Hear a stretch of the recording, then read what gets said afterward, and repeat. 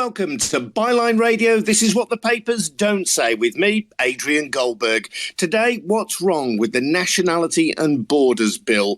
Few new laws have attracted such widespread condemnation, including from Conservative MPs and peers. The bill returns to the House of Commons today, and ministers say it will allow the country to fulfil a key Brexit pledge of allowing the country to, quote, take full control of its borders.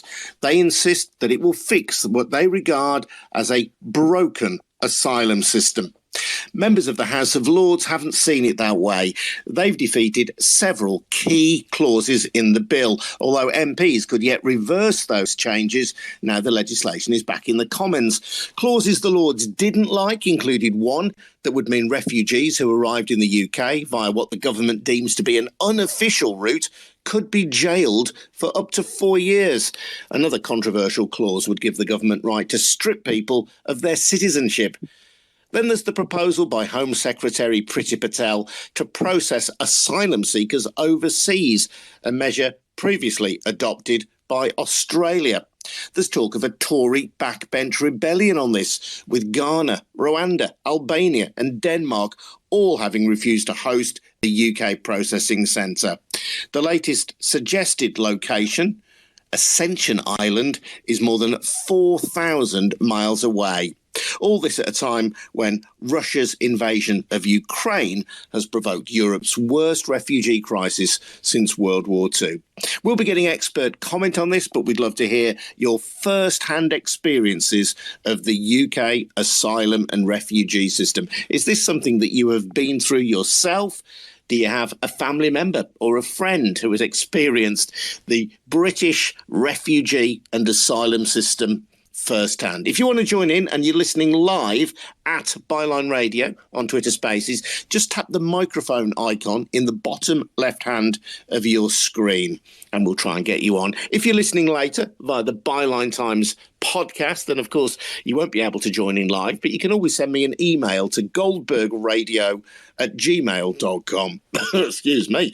Before we get cracking, just a reminder that Byline Radio comes from the Bylines Times and we're funded by ordinary people like you. So to support us, please take out a subscription to the Bylines Times. You get a great monthly newspaper. You'll also be supporting Byline TV, the Bylines Times podcast, which, as I say, is where this show is rebroadcast, Byline Radio, which is what you're listening to now, and our news-breaking website at bylinetimes.com. That's also where you'll find details of how to subscribe at bylinetimes.com. We're joined for the first part of today's Byline Radio by Mike Galsworthy. Mike is the founder. I've got a little bit of a cough there, forgive me. We're joined by Mike Galsworthy, who is founder of Scientists for EU and a regular face on Byline TV, and also by Sonya Sceats, who's the chief executive of Freedom from Torture. Sonya, I want to start with you. The question we're posing today is what's wrong with the Nationality and Borders Bill? It's a bit like, where do we start, isn't it? Yeah, Adrian, I mean, I've, in all my years in this country, never seen a more pernicious piece of legislation. And it's all the more shocking that the government is trying to push this through Parliament in the midst of, as you say, the biggest mass displacement in Europe since World War II. And at heart, what this bill is about is trying to blow apart the Refugee Convention, which was concluded by states, including the UK, following World War II, to learn the lessons of the Holocaust, when countries like ours used permit-based systems to keep people out. So we had kinder transport and some of these other really wonderful initiatives that saved lives, but they were playing out against a backdrop of a regime in which states required refugees to have pre-approval before they could turn up and claim asylum. And the Refugee Convention was about trying to do away with that principle to enable refugees to reach safety and to claim asylum on arrival. And this bill tries to reverse that by, as you mentioned in your introduction, criminalising those who arrive without prior authorisation, with a risk of up to 4 years imprisonment, and by putting in place a two-tier system which would, on top of that, severely penalise those who arrive without pre-authorisation and who have come not directly. In other words, they haven't been able to get on a flight from a war zone or, in the case of our clients at Freedom from Torture, from the torture chamber. So they will be at risk of all sorts of penalties, including offshore detention.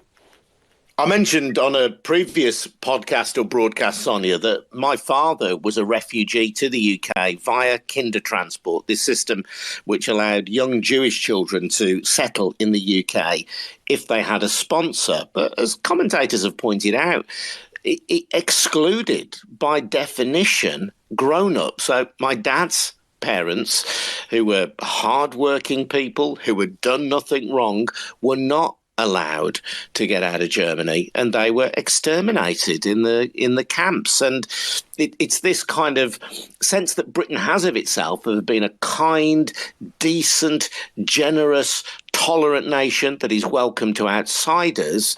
There's another side to Britain, and you could argue that this bill exemplifies this other side, the side that is xenophobic, that doesn't welcome immigrants and doesn't welcome refugees.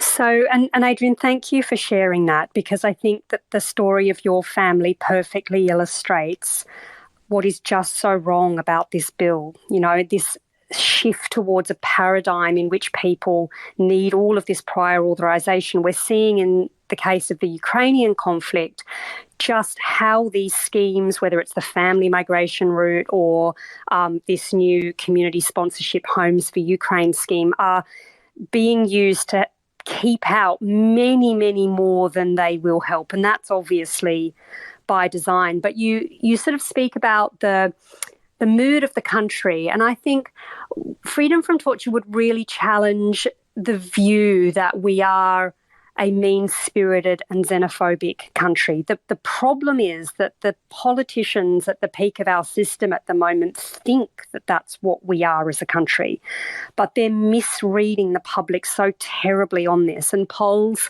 over a couple of years now have shown that the overwhelming majority of people in this country want a compassionate, fair and effective asylum system for people who are fleeing war and persecution.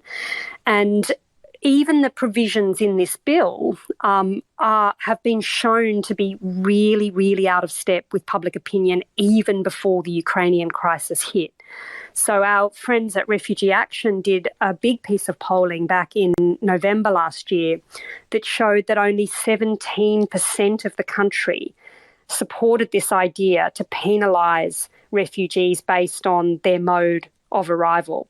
And we're seeing, aren't we, with the Ukraine conflict, the outpouring of public support for those who have been caught up in this conflict on Britain's borders. And we see a government that is persisting with this wrecking legislation, this anti-refugee bill coming back into the Commons today, in spite of all of this evidence that the public want us to, among other things, relax visa requirements so that Ukrainians can just get here, in spite of all of the evidence that the majority, like 3/4 of the country, want us to be welcoming to refugees. So it's another example of a government that has, it is lying to the public, when it says that this bill has public support, and they were telling the BBC that just yesterday, that has lost its way on some of the most pressing moral issues of our time and is dangerously out of step with public opinion on this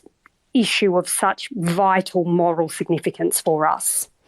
Sonya, stay there. I want to bring in Mike Galsworthy as well. And Mike, you'll know better than anyone, really, given your campaigning work around the European Union, that the idea of Britain getting back control of its borders was one of the key messages of the Leave campaign. So given the success of the Leavers in the EU referendum, are people like Priti Patel not entitled to feel that they are carrying out the wishes of the general public?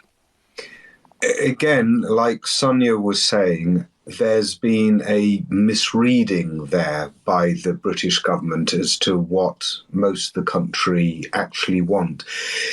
There was a lot of emphasis during the Brexit debate about free movement as a system. But then, funnily enough, most of the leading Brexiteers after the vote switched to saying, no, it wasn't about xenophobia or keeping people out. It was about sovereignty and the control. So they realised that after the referendum debate, and you saw that surge in xenophobic attitudes and threats to sort of Eastern Europeans and a lot of the hostile sentiment, they tried to excuse themselves and tone it down a bit. But nevertheless, yes, it did get stuck in their mind that this is something that had been building up for so long, building up to the Brexit referendum. Remember that you could never walk down the street in the years before the Brexit referendum without seeing corner shops with the Sun, the Express and the Mail all blasting out headlines about how immigrants are bringing diseases, how immigrants are stealing our jobs, how immigrants are bringing in terrorism. And this was a almost daily occurrence across those leading papers. So I think that has really now been ingrained in their raison d'etre for coming forward with a lot of hostility to anyone who wants to come into this country. But if you actually look at polling around immigration during this time, it wasn't as blanket and as aggressive as you may think, given how the government have postured. And so I think they've got themselves into a situation whereby they are being far more mean-spirited, really miserly compared to the British public as a whole. And I think that the Ukrainian crisis, the invasion of Ukraine, which has spawned this refugee crisis, has really caught them off guard. But they're not thinking flexibly.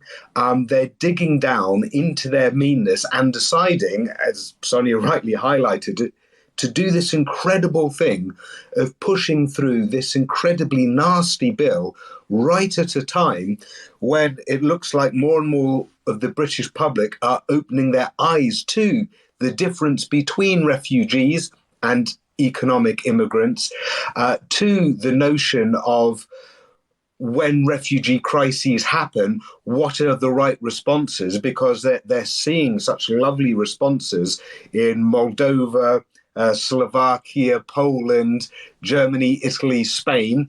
They're seeing all of that and seeing that we're not doing it here. Where's the footage of our primary schools taking in little Ukrainian kids and giving them a hug and all the rest?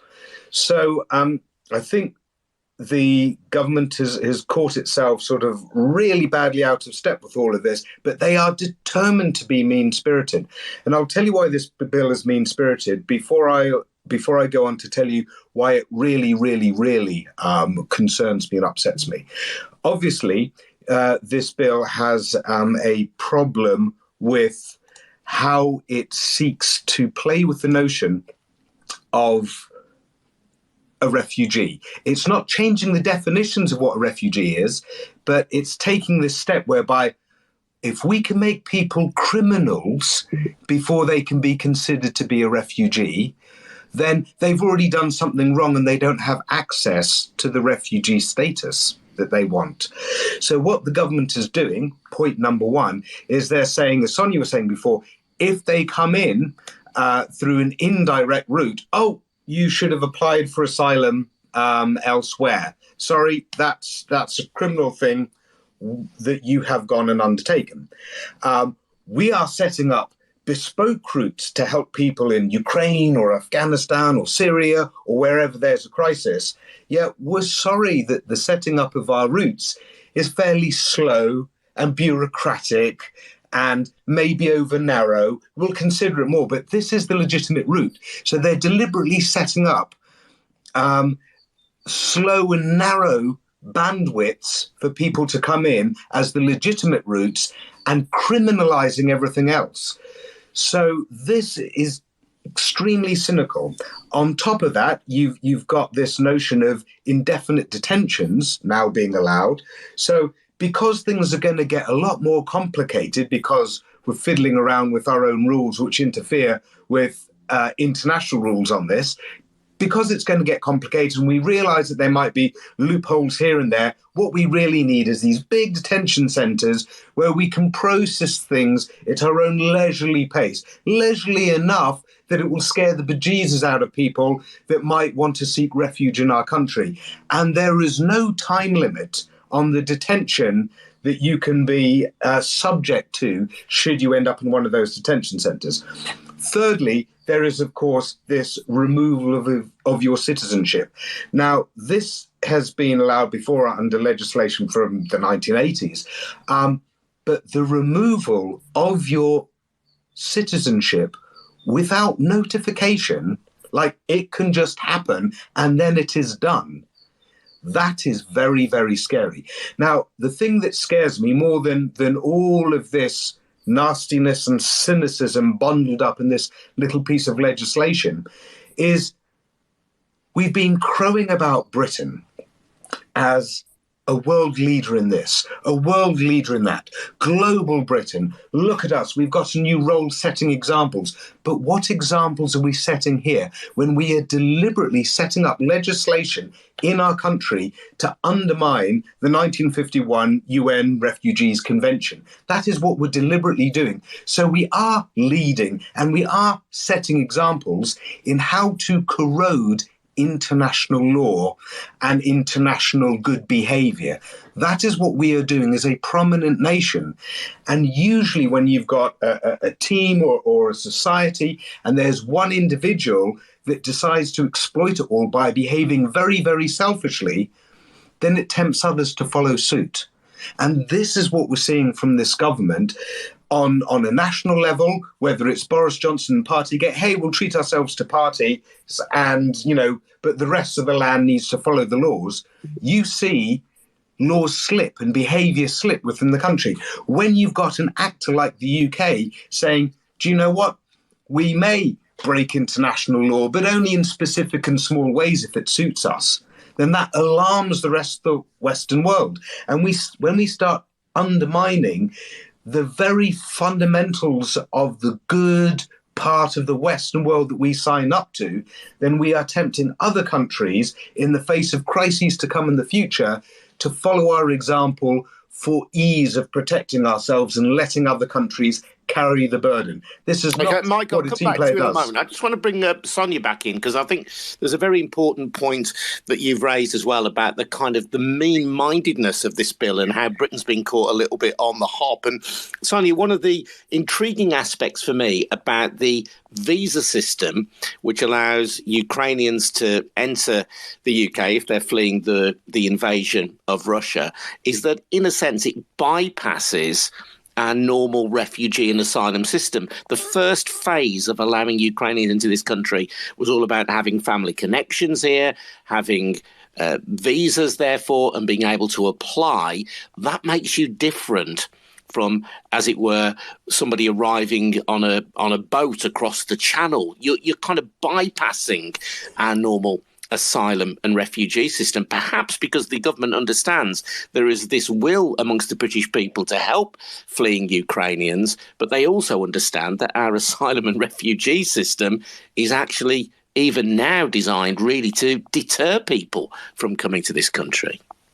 Yeah, I mean, that's absolutely right, Adrian. I mean, we are seeing this extraordinary exceptionalism playing out in relation to people who are fleeing from the war in Ukraine. And I mean, I can tell you that the survivors of torture who we treat at Freedom from Torture, who come from all kinds of parts of Africa and Asia and the Middle East, are looking at this and, getting increasingly worried because they can see, as a lot of us can, that this is all a political stratagem designed to buy political cover for the government through this bill to destroy the refugee protection system on which their safety depends.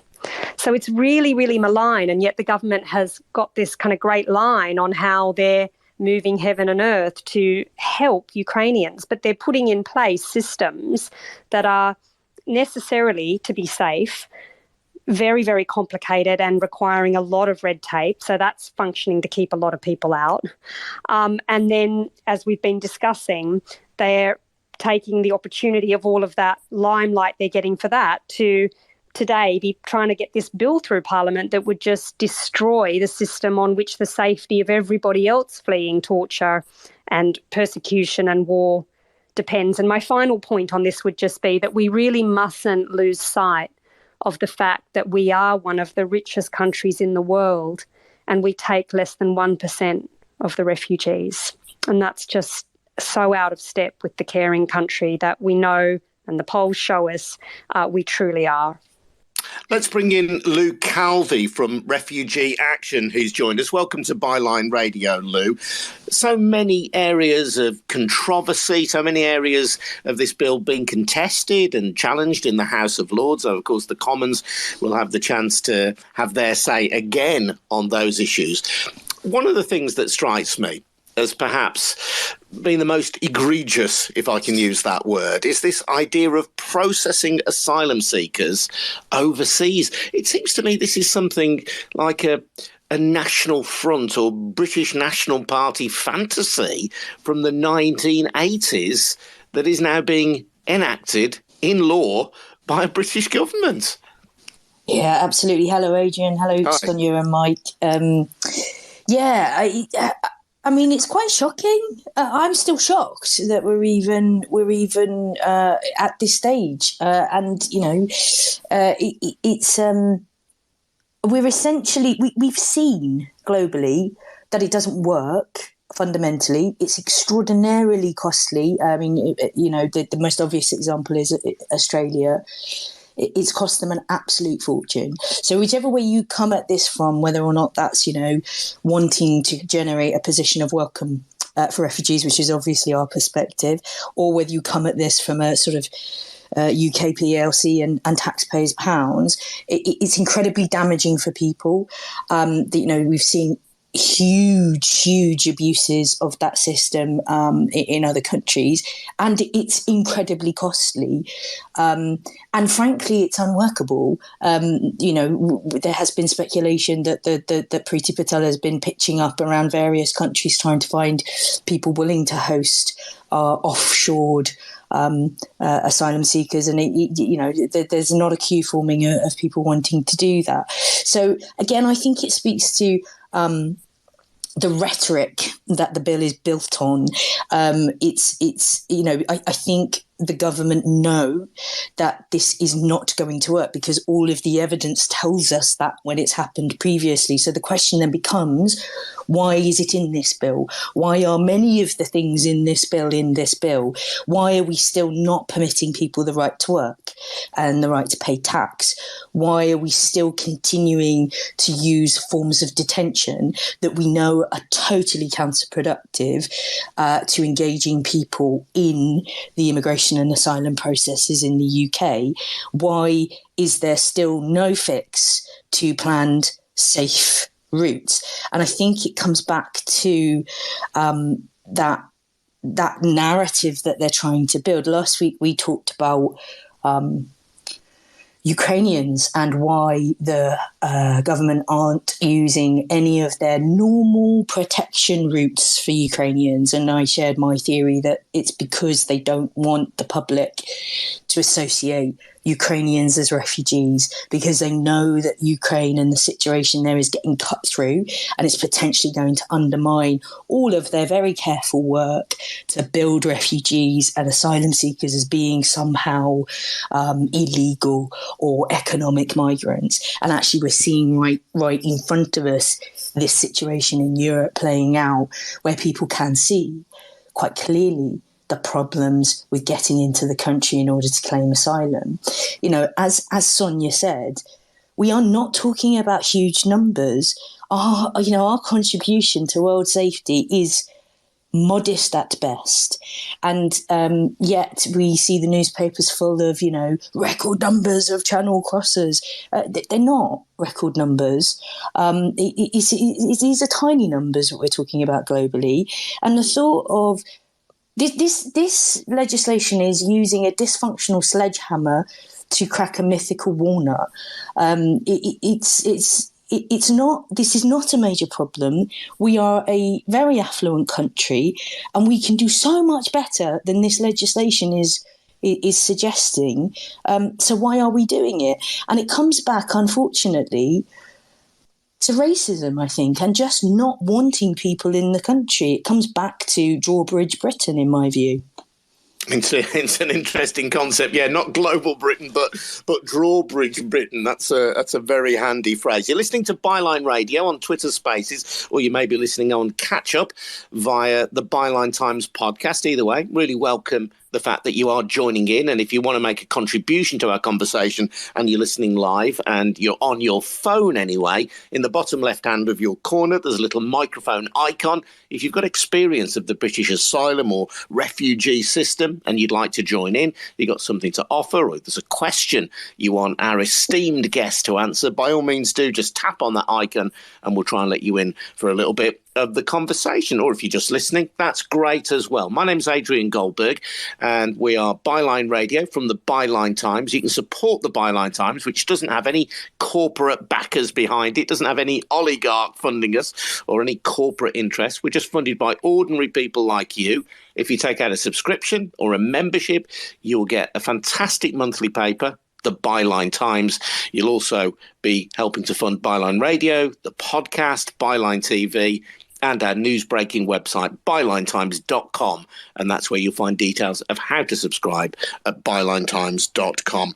We've got Mike Galsworthy with us today. Mike is the founder of Scientists for EU. He's the founder of the Bylines Network and a regular face on Byline TV. We've got Sonya Sceats, who's Chief Executive of Freedom from Torture, and Lou Calvey, Head of Services and Safeguarding at Refugee Action. Mike, wearing our kind of byline hat, one of the key things that moved the creation of Byline Times was the understanding, really, that the conventional media in the UK was controlled in many instances anyway by people who have no long-term interest in Britain. They may be people like Rupert Murdoch who live abroad, or people like the owner of the Daily Mail whose money is stored in offshore accounts and so on.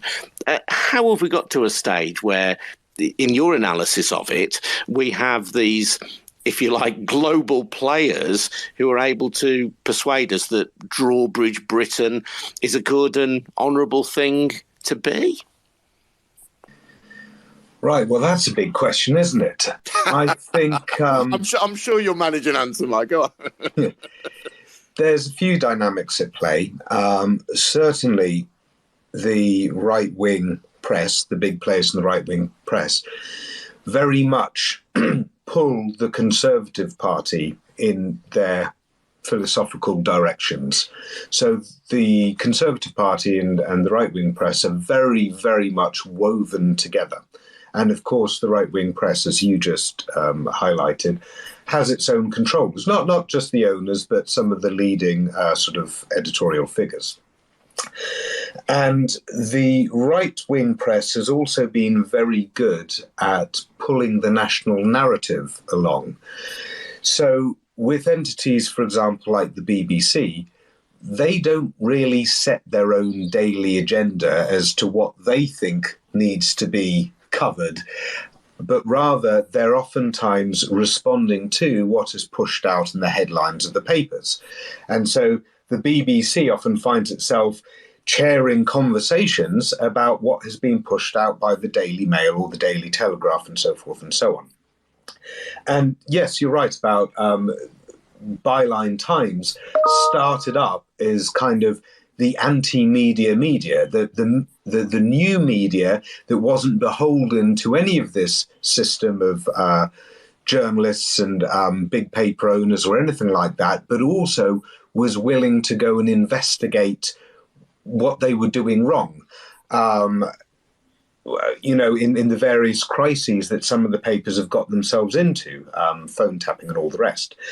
So, and the Bylines Network, incidentally, which is what I set up a couple of years ago, is all about doing that on the local level. So citizen journalism in the regions of the country. We've got Yorkshire Bylines, North East Bylines, and so forth and so on.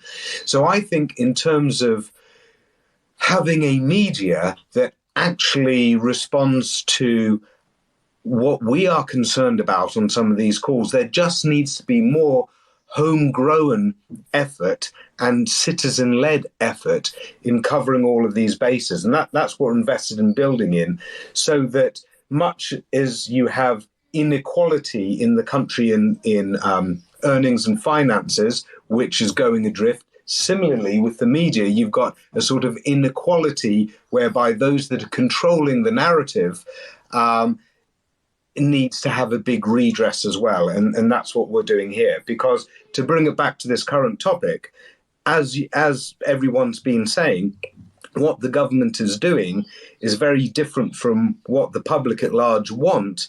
And so there has to be more media that is calling out and highlighting what the public at large want.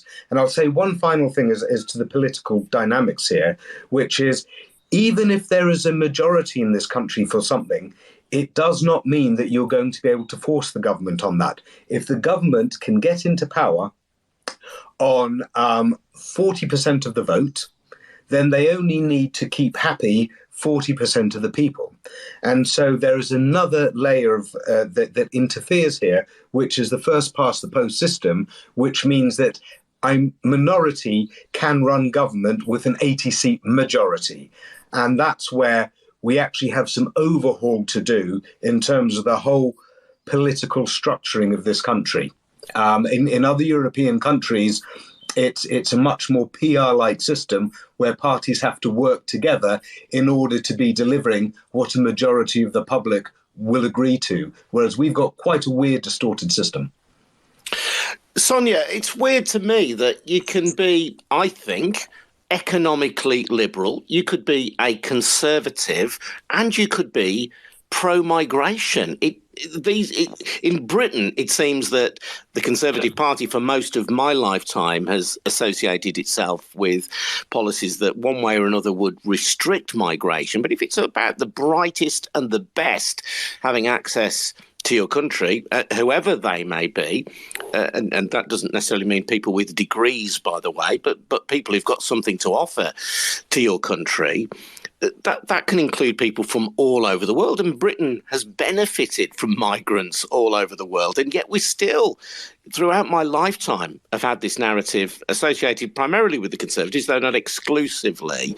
There are people in the Conservative Party who are trying to kick back against this, and people like Andrew Mitchell, the Conservative MP for Sutton Coldfield, David Davis, who, as I understand it, and I stand to be corrected, are arguing for the rights of those who've made asylum applications within the UK to be given the right to work when they are here, to actually contribute something. Too often, refugees and asylum seekers are perceived or portrayed as being somehow a drain on resources.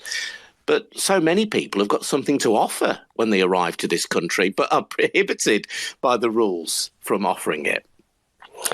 I think that's right. And it will be really wonderful to hear from Lou, because, of course, Refugee Action has been the absolute powerhouse behind the Let Them Work campaign, which Andrew Mitchell is doing a wonderful job of fronting on the parliamentary side, including going into the bill votes today.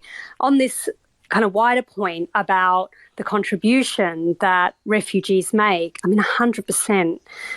And we are just bowled over all the time whenever we are seeing stories in the press about refugees who've given back to this country. And we count amongst the clients of freedom from torture many of those people who've gone on, once they've been given safety in this country and benefited from the torture rehabilitation services or the forensic medical report services that we provide, to be able to contribute, whether as teachers or as people working at community level to support people,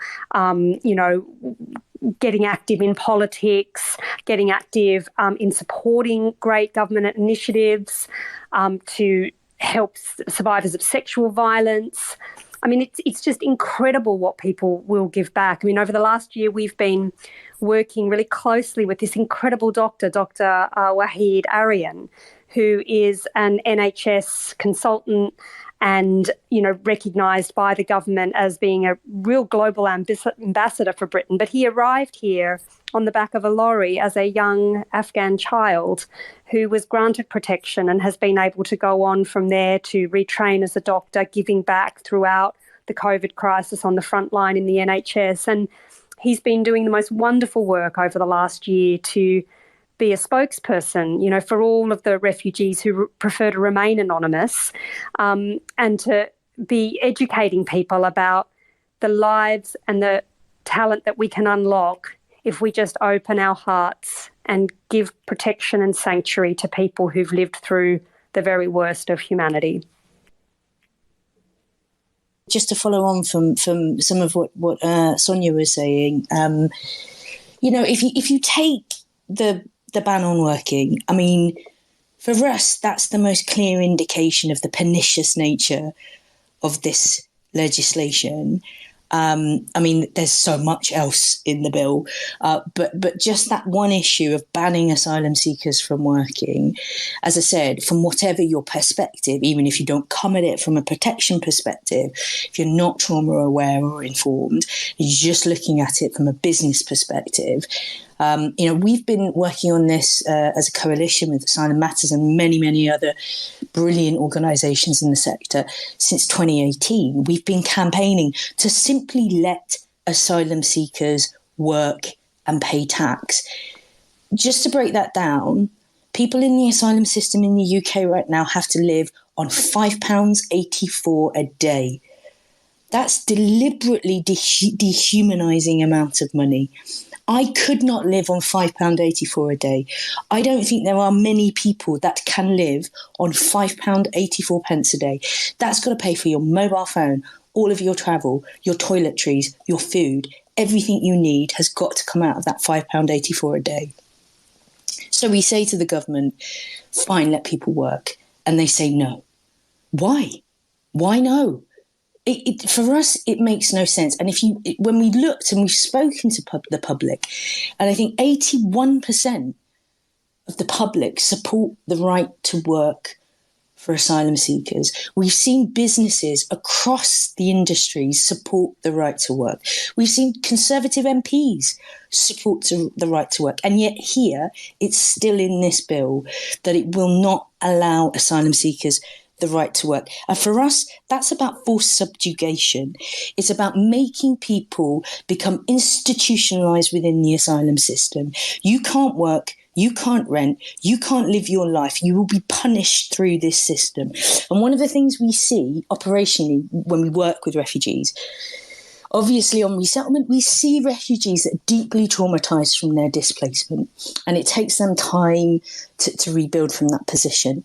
With asylum seekers, they have that trauma from their displacement, but they have huge trauma from the asylum system that they're forced through. We're seeing a massive rise in mental health crisis within the asylum system, suicidal ideation, domestic abuse, all of the symptoms of that forced subjugation, that dehumanizing system that people are forced through. And that is a very deliberate, it's a very constructed attempt to make asylum seekers othered. It's a punishing system in the UK. And yet here we all are trying to stop it getting worse. That's what we're doing right now. The Conservatives has got us to the point where we're just fighting to stop it getting worse. And for us, lift the ban is one simple thing that this government could do to immediately alleviate some of the punishment people are forced to go through and endure. Let's bring in Kabul Time, who is one of our listeners. Hello, Kabul Time. How are you doing? Not bad. Thank you very much for giving me the chance to speak here and share my input in this today's lovely discussion. I have heard so many things, and most of them were just hit a nail on the head. Looking at the current situation around the world, we should not forget that war and conflict and global warming will be the cause of mass migration, whether in the United Kingdom or any other country. This is whether we want it or not, this will happen. It comes back to whether we are, as a nation or as a global citizen, are prepared for these. There is no doubt there have been a public perception where by a little teeny asylum seeker has been shown through a magnifying glasses to the nation, and the hatred towards them and the atrocity towards them is countless. And you only will believe it if you interview those people who've been deported or been victim of this attacks. I have a lot of Afghan asylum seekers who've been deported from United Kingdom and told me the horror stories of their last week of detention, whereby I have been humiliated before they've been put into the airplane without their own legal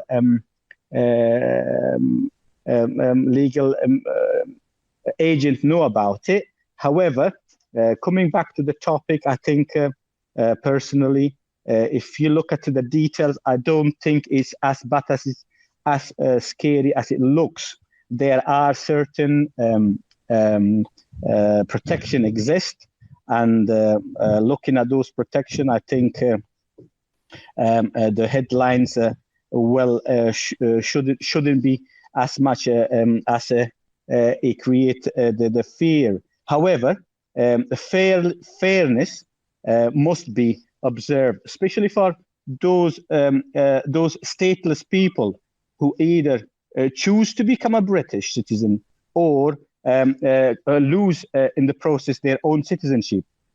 If we want to protect those people who fleeing the war zone and conflict, by any means they come to a safe haven, whether it's Britain, whether it's France, whether it's India, we got to open our arms and help them. Because sorry to interrupt you, garbled times, but it's interesting that you say that the provisions of the bill are perhaps not as scary as they seem.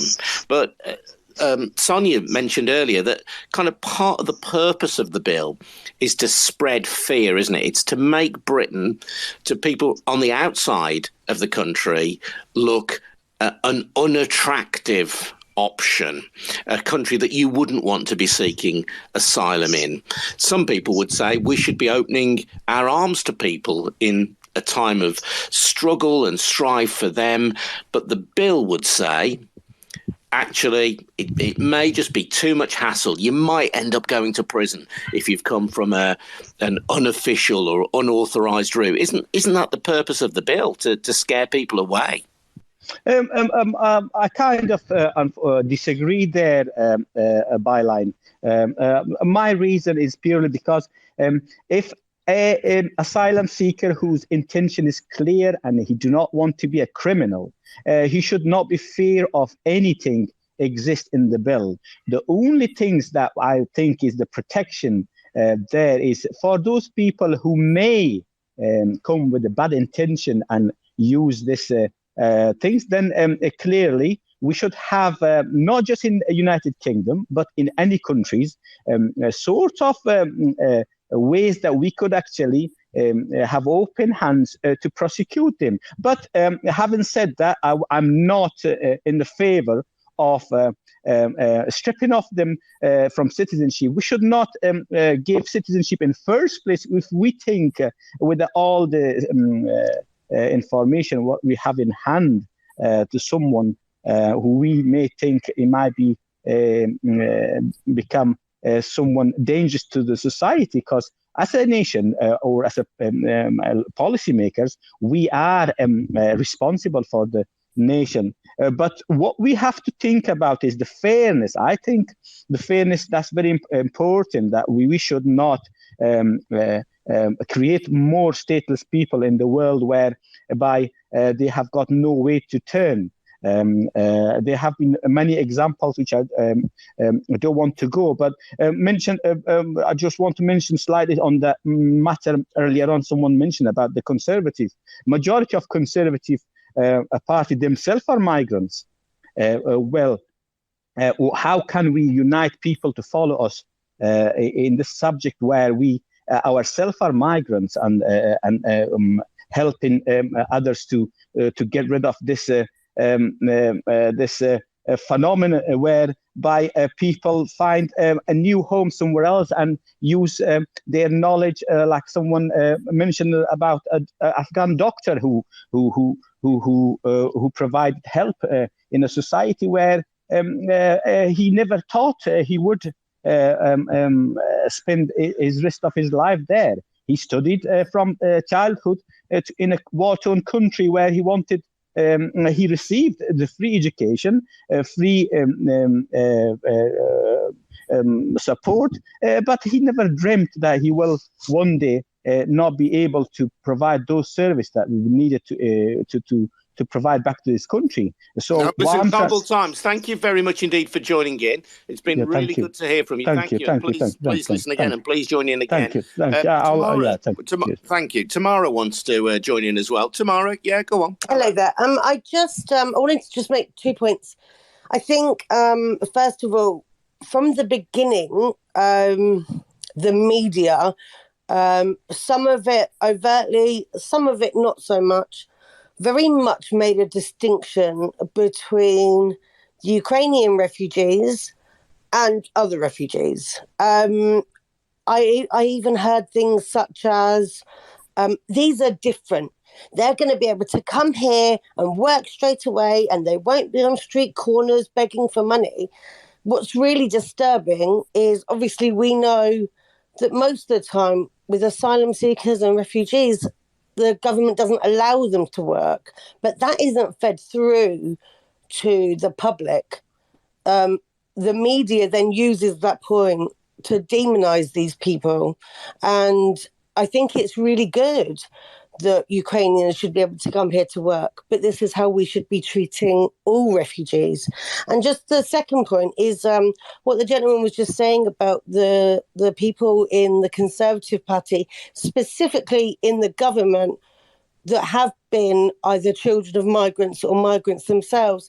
Unfortunately, I think that towing the party line is more important to those people than actually speaking from a place of empathy for these refugees, because I should have challenged him actually, Tamara, because he said the majority of the Conservative Party are migrants. But certainly, if you look at the cabinet, it's a very diverse cabinet, and we know from their life stories that a significant number of cabinet members are people whose families came to the UK from elsewhere. So I think maybe that's what he meant. But Priti Patel's family obviously came over, but I think that they had British citizenship, so it was more of coming over for a work situation, maybe what she would now call economic migrants, who knows. But I don't think that I think that they use that platform because then they feel like they have the right to speak about it from a certain perspective. But they, in my opinion, do not have they're not looking out for these refugees and for these asylum seekers. Otherwise, they wouldn't make the process, and the process when they're here is so punishing. So I'm really grateful to all the people that are doing such amazing work, because these people really need our help. We should be better. Tamara, thank you very much indeed. If you want to join in, and as I say, if you've got experience of our refugee or asylum system coming to the UK, or you've got a perspective from elsewhere around the world, because I know we do have an army of global listeners. If you're listening on your phone, just tap the microphone icon in the bottom left-hand corner of your screen. Or if you're listening again via the Byline Times podcast, I will try and reflect some of your comments as well in later episodes of Byline Radio. Just drop me an email to goldbergradio@gmail.com. That's goldbergradio@gmail.com.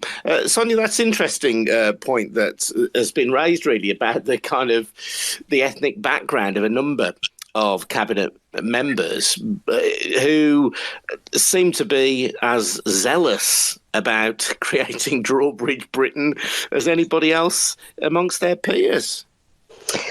Yeah, it is so sad to see people who have in their family histories the kind of experience that, Adrian, you shared at the beginning. And there are a number of people around the cabinet table who have an experience of flight and life in exile and indeed persecution. I'm speaking sort of personally here. I think it's really important to keep a focus on the policies, though, rather than the people and the backstories of those people and what may or may not be motivating them to support the kinds of policies that they are pushing.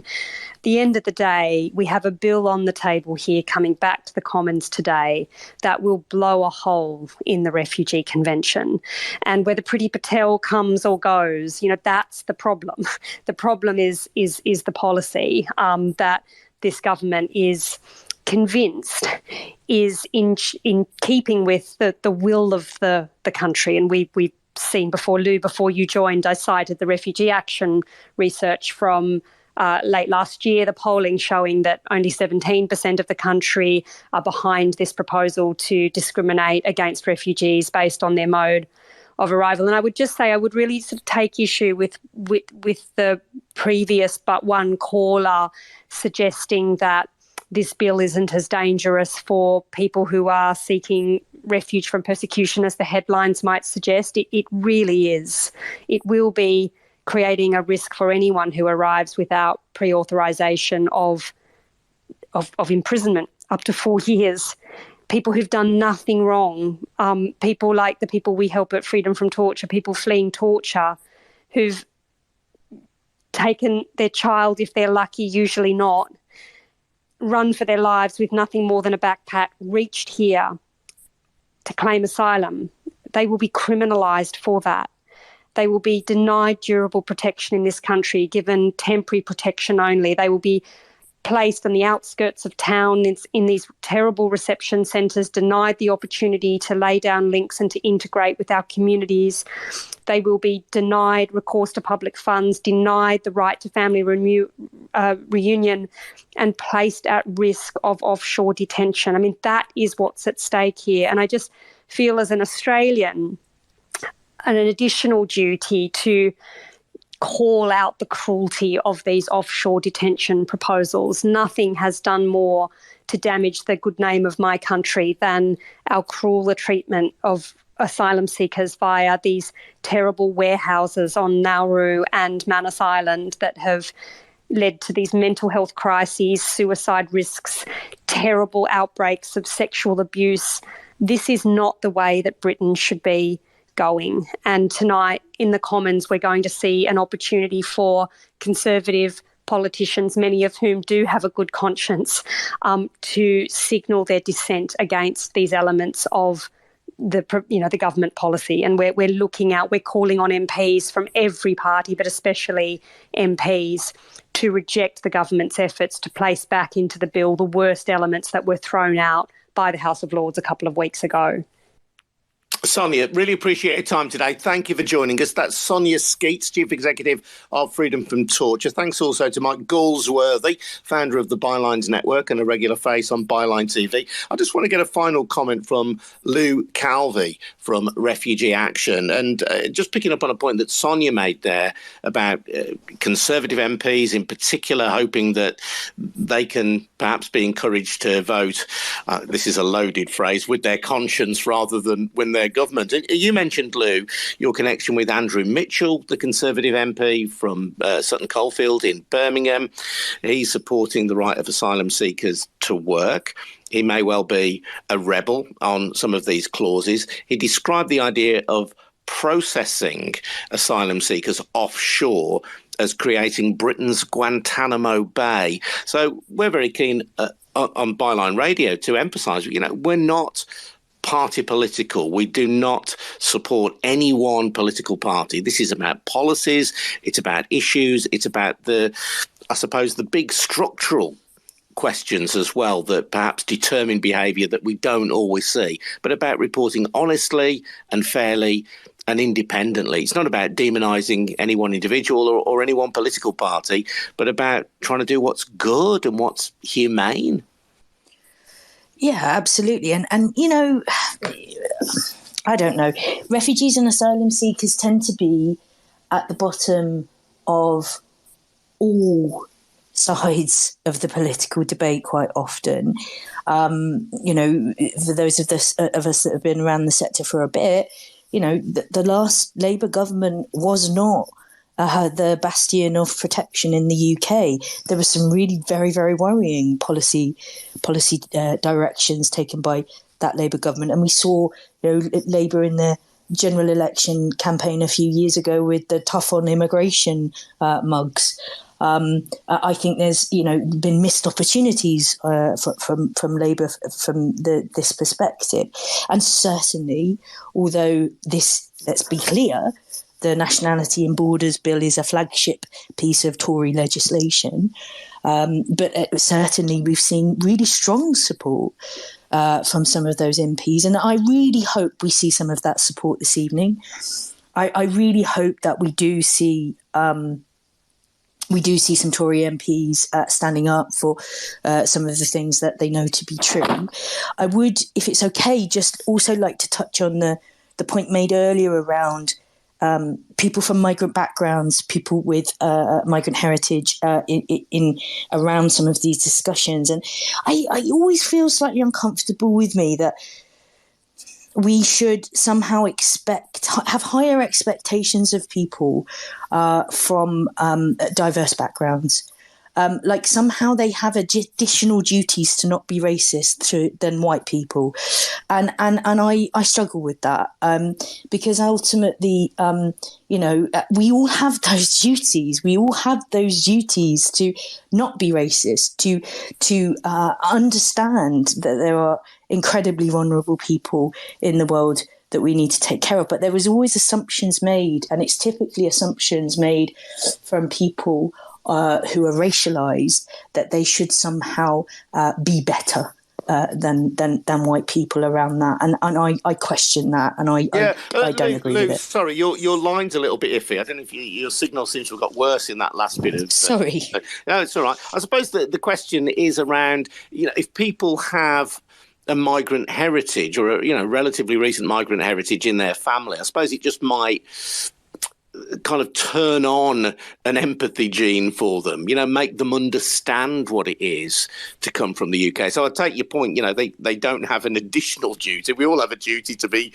good, kind people, really, and view the world through that prism. That's how I would encourage people to see. But I suppose it just comes from that sense, doesn't it, that if someone has got that personal experience in their family and perhaps an experience of prejudice in their family adapting to a new country, whether personally, through their parents or grandparents, you might just expect them to be a little bit more aware of these issues than perhaps people who've never had that experience.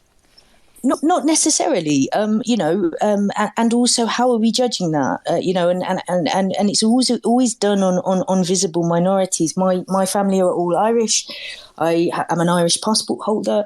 I grew up in London in the 1980s during the IRA. I didn't have things thrown at me in the street for being an Irish Catholic of Irish Catholic descent, in the way that you do see that every time there is any form of incident regarding a racial minority these days. We always see a spike in hate crime around our client group whenever there's any form of incident globally.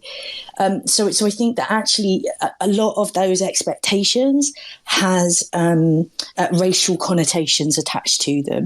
And also, you know, if you're talking about people like Priti Patel, she was born in this country, so she does not have necessarily lived experience of displacement or moving to another country. And again, it's that reading into people that that assumptions that we like to make, when actually what we should be doing is starting from the perspective of understanding what that individual has been through and creating a position that acknowledges that reality. And if we're talking about policy setters here, we're talking about parliamentarians, and actually we shouldn't be expecting them to only lead with their direct lived experience. I think it's totally legitimate to say that whatever your direct lived experience is, we expect you to hold up a standard of respect for the most vulnerable in our society, regardless of your background. A fair point. I stand corrected, Lou. Thank you very much indeed. Oh, it's a fair point. Let's bring in for a final contribution, Hamid Jan. Hello, Hamid. Hello, Hamid. Are you there? I think I've allowed you in. You have to just tap your microphone on, Hamid. No, we haven't got Hamid Jan. I'm not sure why. But listen, thank you to everybody who took part. Thank you. Can I, Bylines? Oh, is that Kabul Times? Is it? Yes. I just wanted to clarify that when I mentioned about the migration background in conservative, what I tried to do is I wanted to make the point of the benefit of migrants in any society. That could be Barack Obama, for instance, in the United States, that will, in the long term, the country will benefit out of it. It wasn't anything else. Thank you. Okay, all right. Thank you very much indeed. Thank you to Kabul Times. Thank you to Mara for taking part. Thank you to Lou Calvey. Thank you to Sonya Sceats. And thank you to Mike Galsworthy. And thank you for listening. Please spread the word. This Byline Radio episode will be available to listen again via the Byline Times podcast. It will be tweeted and retweeted endlessly. So anything you can do to amplify the voice will be much appreciated. We don't have a marketing budget. I'd just like to say as well, thank you to Harvey White, who helps me out to an incredible level with some of the production of the Byline Times podcast. And most of all, thank you to you. If you want to support what we're doing, please take out a subscription to the Byline Times. Go to bylinetimes.com for more information. We're here Monday to Friday at noon with Byline Radio. I'm Adrian Goldberg. I'll see you again tomorrow. Ta-da!